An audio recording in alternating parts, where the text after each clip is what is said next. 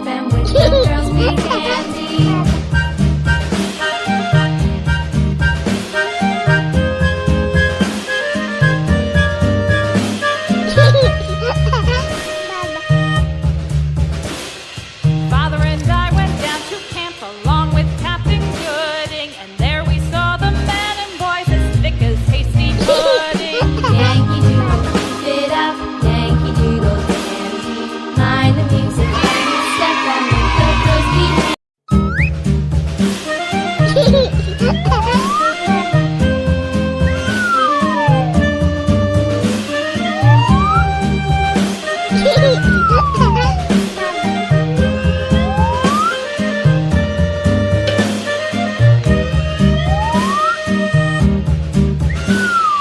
Yankee Doodle went to town riding on a pony, stuck a feather in his hat and called it macaroni. Yankee Doodle, keep it up. Yankee Doodle dandy. Mind the music and a step and with the girls be handy.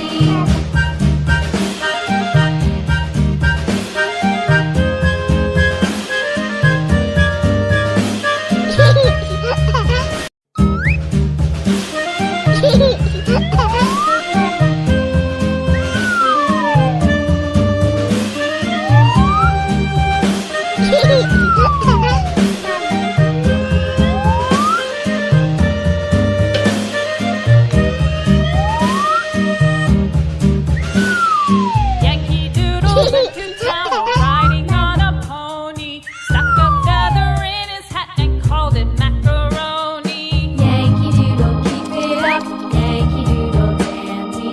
Mind the music and a step and with the girls be handy.